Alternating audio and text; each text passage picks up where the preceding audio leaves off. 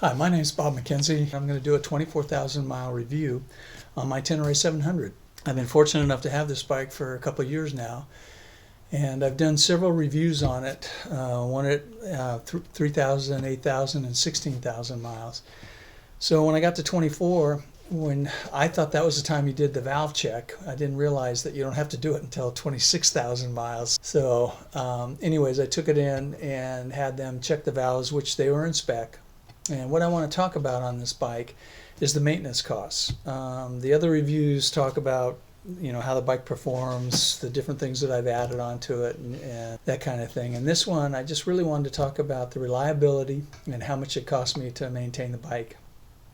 When I took it in for the 8,000 mile service, and number one, I do all the oil changes, brake fluid changes, along with my wife. She helps me on the brake fluid changes. And the reason I'm saying that, she's sitting behind the camera. Thanks for giving me credit for bleeding the brakes. But I do all the fluid changes and the brake pads and things like that. I don't have the service guys do that. And so anyways, at the 8,000 mile service, it cost me $303. At the 16,000 mile service, it cost me $340. And at the 24,000, when I took it in, they checked the valves, they were in spec. They balanced the throttle bodies, new plugs, that kind of a thing. It was $383. And the service guy told me that if he had to have adjusted the valves, it probably would have cost another $200 to do that. But the bottom line is, for 24,000 miles, I think that's unbelievably, I'm totally pleased with that. My bike prior to this was a 1200 GS, prior to that was a Triumph, and I also had a KLR at one time. But the Triumph and the GS, every time I took them in, it was expensive, and so I'm really thrilled and pleased with what the maintenance cost has been on the Tenere. In terms of reliability, it has been bulletproof.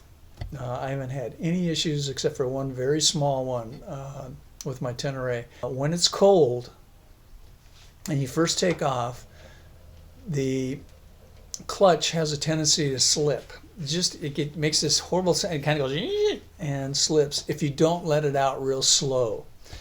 And I thought there was something major wrong with it, and I took it into the dealer, after about 300 or 400 miles, I think, and said, "Hey, something's wrong with my clutch, blah blah blah." And they go, "No, we can't find anything." So anyways, after looking on the internet, this and that and the other thing, it's a pretty common issue. A lot of Tenere owners say the same thing. But you know what? So what? It's no biggie. Once it warms up, it's fine. It's absolutely fine. So that's the one little niggle, if you will, that I've had with this bike.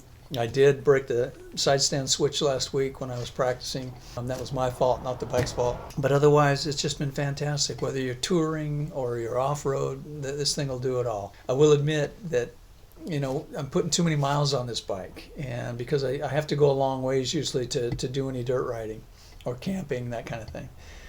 And so I ended up buying a 2016 Suzuki V-Strom 1000 for long haul highway trips, because the thing will do 85 miles an hour all day long. It's comfortable, it's no problem. It's only tacking 4,500 RPMs when you do that. My Tenere, if I go 85 miles an hour, I'm doing 6,000 or better in terms of RPMs, and I don't want to wear this thing out. I really don't. I know it'll do it, and I'm sure there's guys that do that. But unless I'm gonna, go off road or planning like a BDR, this or that and the other thing, I just as soon use the other bike and put the miles on it. And it's turned out to be a lot of fun too. Plus, it gave me an excuse to have two different bikes.